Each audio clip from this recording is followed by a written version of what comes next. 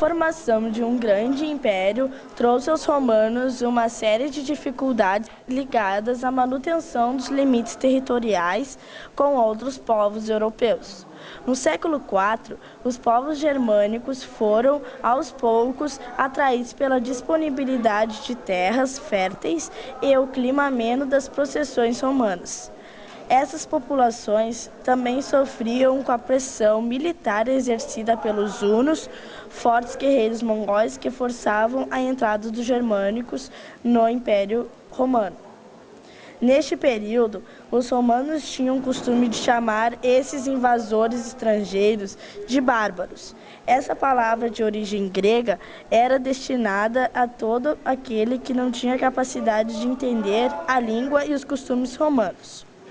As invasões bárbaras foram responsáveis por um intenso intercâmbio cultural que modificou profundamente a formação ética, religiosa, política, econômica, linguística do mundo ocidental. Progressivamente, o contato com os bárbaros permitiu a entrada de estrangeiros na própria estrutura do poder romano. Alguns germânicos eram contratados para realizar a guarda pessoal dos imperadores. Ao mesmo tempo, os povos que habitavam a fronteira foram reconhecidos como federados, tendo a função de evitar que outros povos estrangeiros adentrassem os domínios romanos. Entretanto, no momento que os hunos atacaram as tribos germânicas, a entrada de estrangeiros se intensificou. O primeiro encontro entre os romanos e bárbaros aconteceu por volta da fronteira constituída pelo rio Reno. Nesse primeiro encontro não houve conflito. Para conquistar a expansão do seu império, os romanos enviaram tropas para os arredores do rio Elba. Esse procedimento poderia ser o início para que o Império Romano conseguisse novos domínios na atual.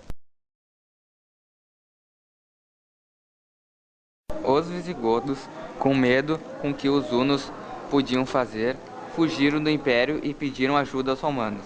O imperador Valente decidiu protegê-los na Macedônia e as fronteiras daquela região. Os visigodos se tornaram uma ameaça no momento em que eles tentaram controlar o espaço macedônico. Com a fraca proteção militar dos romanos, várias tribos germânicas enxergaram a possibilidade de conquistar algumas partes do império. Em 402, o rei Alarico dos Visigodos fez uma série de campanhas militares que deveriam conquistar a Península Itálica. Para que não conquistasse a cidade da Roma, esses monarcas recebeu dos romanos uma vultosa indenização em terras.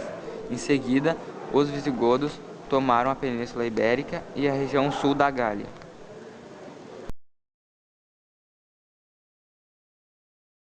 As tribos germânicas dos quados, vândalos, suevos e alanos também entraram no território romano.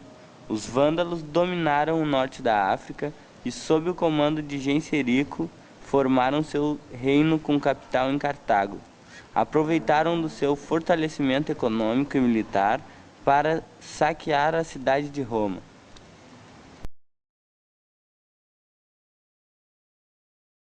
Os francos conquistaram a parte norte da Gália.